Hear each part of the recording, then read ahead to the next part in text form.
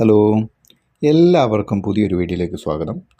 ഇന്ന് നമ്മുടെ ബിസിനസ് ലോകം അഭിമുഖീകരിക്കുന്ന ചില പ്രശ്നങ്ങളുണ്ട്. നമ്മൾ എത്ര നന്നായിട്ട് നമ്മൾ ബിസിനസ് നോക്കി നടത്തി കഴിഞ്ഞാലും, അല്ലെങ്കിൽ അതുമായിട്ട് എത്രത്തോളം നമ്മൾ നന്നായിട്ട് അതിനെ കെയർ ചെയ്ത് കൊണ്ടുപോയാലും, ചില പ്രത്യേക സാഹചര്യങ്ങളിൽ നമുക്ക് ചില പ്രതിസന്ധികൾ നേരിടേണ്ടി വരും. അങ്ങനെയുള്ള പ്രതിസന്ധികളിൽ പലരും എന്ത് ചെയ്യണമെന്നറിയാതെ ബുദ്ധിമുട്ടുന്ന അവസ്ഥയൊക്കെ ഉണ്ടാകാറുണ്ട്. എന്തുകൊണ്ടായിരിക്കും ഇങ്ങനത്തെ ഒരു സാഹചര്യം നമുക്കുണ്ടാവുക? നമ്മൾ കൃത്യമായി പ്ലാൻ ചെയ്ത് പ്രിപ്പയർ ചെയ്ത് ആ റിസ്ക്കൊക്കെ എടുക്കാൻ തയ്യാറായി നമ്മൾ ബിസിനസ്സിനകത്തോട്ട് ഇറങ്ങുന്നതാണ്, ശരിയല്ലേ? എന്ന് വെച്ച് കഴിഞ്ഞാൽ നമ്മൾ എത്ര റിസ്ക് ഉണ്ടെങ്കിലും അത് ഏറ്റെടുക്കാൻ തയ്യാറായിട്ടാണ് നമ്മൾ ബിസിനസ്സിനകത്തോട്ട് ഇറങ്ങുന്നത്. ആ ഒരു മനസ്സോടു കൂടി നമ്മൾ ബിസിനസ്സിലേക്ക് ഇറങ്ങിയെങ്കിൽ കൂടിയും ചില ഘട്ടങ്ങളിൽ നമുക്ക് ബിസിനസ്സിൽ എവിടെയെങ്കിലുമൊക്കെ പ്രതിസന്ധികൾ വരാം, പല രീതിയിലുള്ള.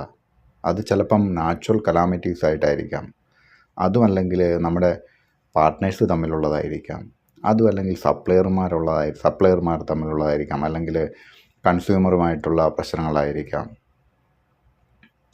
അതല്ലെങ്കിൽ നമ്മുടെ പ്രോഡക്റ്റ് റിലേറ്റഡ് ആയിരിക്കാം, അതുമല്ലെങ്കിൽ ക്യാഷ് റിലേറ്റഡ് ആയിരിക്കാം. അങ്ങനെ പല തരത്തിലുള്ള പ്രശ്നങ്ങൾ നമുക്ക് അഭിമുഖീകരിക്കേണ്ടി വന്നേക്കാം.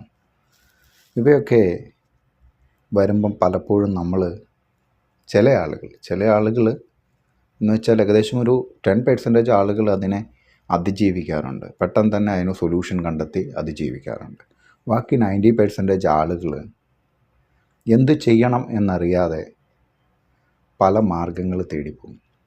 അപ്പം അങ്ങനെ പോകുന്നതുകൊണ്ടുള്ള പ്രശ്നമെന്ന് വെച്ച് കഴിഞ്ഞാൽ, ഇപ്പം നമുക്ക് പ്രതിസന്ധി ഉണ്ടായി അതിനെ കറക്റ്റായിട്ടൊരു മെഷർ എടുക്കാനായിട്ടുള്ള ടൈം നമുക്ക് ഡിലേ ആവുകയാണ് അവിടെ ചെയ്യുന്നത്. അങ്ങനെ വരുമ്പോൾ നമ്മുടെ ബിസിനസ്സിനെ അത് സ്വാഭാവികമായിട്ടും ബാധിക്കും. ഇങ്ങനെയുള്ള സാഹചര്യങ്ങളിൽ നമ്മൾ എന്ത് വേണം ചെയ്യാനായിട്ട്? നമ്മുടെ കയ്യിൽ കൃത്യമായ പ്ലാനുകളുണ്ട്. ഇന്ന വരുന്ന സമയങ്ങളിൽ നമുക്ക് ഇന്ന രീതിയിലൊക്കെ നമുക്ക് ചെയ്യേണ്ടി വരും എന്നുള്ള പ്ലാനുകളൊക്കെ നമുക്ക് റെമഡീസ് എല്ലാം നമ്മുടെ കയ്യിലുണ്ട്. എന്നിട്ടും എന്തുകൊണ്ടാണ് ഈ പ്രതിസന്ധി ഉണ്ടാകുന്നത്? അപ്പോൾ നമ്മൾ വന്ന വഴി ഒന്ന് ചെറുതായിട്ടൊന്ന് റിവൈസ് ചെയ്യുക. നമ്മൾ സ്വന്തമായിട്ട് ഒരു കുറച്ച് ടൈം നമ്മൾ മാത്രമായിട്ട് നമ്മുടെ ഏരിയയിൽ നമ്മൾ മാത്രമായി ഒന്ന് കുറച്ച് നേരം ഇരിക്കുക, ഫ്രീ ആയിട്ടിരിക്കുക. മറ്റ് ചിന്തകളൊന്നും അതിനിടയ്ക്ക് വരാൻ പാടില്ല. എവിടെയാണ് നമുക്കൊരു പിഴവ് വന്നത്, അല്ലെങ്കിൽ എന്താണ് ഇതിന് കാരണമെന്നൊന്ന് അനലൈസ് ചെയ്യുക. നിങ്ങൾക്ക് തീർച്ചയായിട്ടും അതിൻ്റെ കാരണം നിങ്ങൾക്ക് കിട്ടും. അപ്പോൾ കാരണം കിട്ടി, അപ്പം അടുത്തത് നമുക്കതിന് റെമഡിയാണ്. നമുക്ക് ആ റെമഡിയൽ മെഷർ നമുക്ക് കണ്ടെത്താൻ സാധിക്കും. നിങ്ങൾക്കിപ്പോൾ റെമഡി കണ്ടെത്താനായിട്ട് കഴിയുന്നില്ല, നിങ്ങൾക്ക് പലതരത്തിലുള്ള ആശയങ്ങളല്ല പലതരത്തിലുള്ള പ്രശ്നങ്ങളാണ് നിങ്ങളുടെ റെമഡിക്കകത്ത് വരുന്നതെങ്കിൽ നിങ്ങളൊരു കാര്യം ചെയ്യുക. നിങ്ങൾ അടുത്തുള്ള ആളുകളുമായിട്ടൊന്ന് ഷെയർ ചെയ്യുക. എല്ലാവരുമായിട്ടല്ല, ഏറ്റവും അടുത്തുള്ള ആളുകളുമായിട്ടൊന്ന് ഷെയർ ചെയ്യുക. അപ്പോൾ അവരുടെ അഭിപ്രായം കൂടി കണക്കിലെടുക്കുക. എന്നിട്ട് ഏറ്റവും സ്യൂട്ടായിട്ടുള്ള ഒരു റെമഡി നിങ്ങൾ സെലക്ട് ചെയ്യണം. ഒരിക്കലും അത് നമ്മുടെ ബിസിനസ്സിനെ ബാധിക്കുന്ന തരത്തിലാകരുത്. പക്ഷെ നല്ലൊരു റെമഡി നിങ്ങൾ സെലക്ട് ചെയ്യുക, അത് അപ്ലൈ ചെയ്ത് നിങ്ങൾ മുന്നോട്ട് പോകണം. ഈ ബിസിനസ്സുകൾ എപ്പോഴും നമ്മൾ മുകളിലോട്ട് മാത്രമായിരിക്കില്ല പോവുക. ചില സമയങ്ങളിൽ ഒന്ന് സ്റ്റോപ്പായി നിൽക്കും, അല്ലെങ്കിൽ ഡൗൺ ആവും.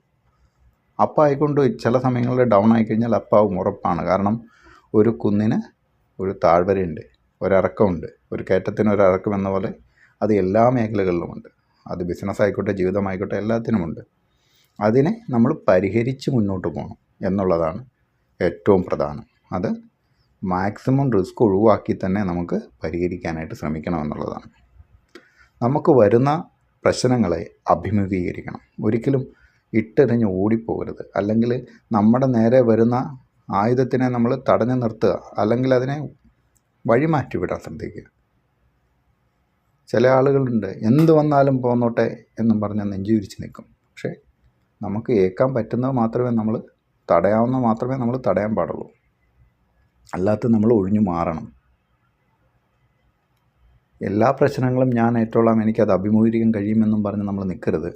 നമ്മളെക്കൊണ്ട് തടയാൻ കഴിയുന്ന പ്രശ്നങ്ങളൊക്കെ നമ്മൾ തടയണം.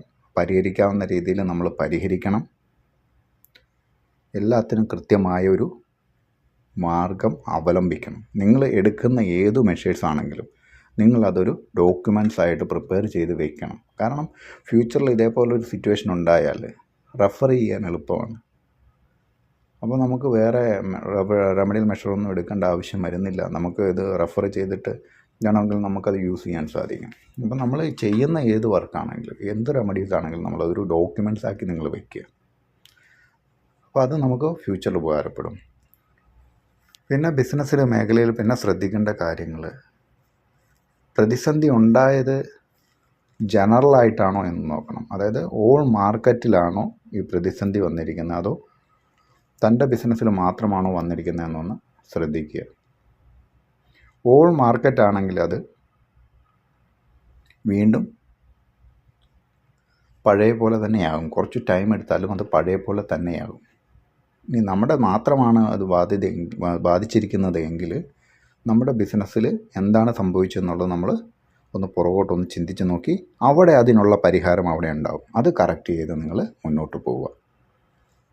ഒരിക്കലും ഒരു ബിസിനസ് മാത്രമായി നിങ്ങൾ മുന്നോട്ട് പോകാനായിട്ട് ശ്രദ്ധിക്കരുത്.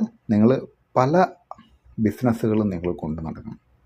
ഒന്നിൽ കൂടുതൽ ബിസിനസ്സുകൾ ചെയ്യുകയാണെങ്കിൽ ഈ റിസ്ക് എന്ന് പറയുന്ന ഹെവി റിസ്ക്കുകൾ നമുക്ക് പലപ്പോഴും കുറയ്ക്കാൻ സാധിക്കും.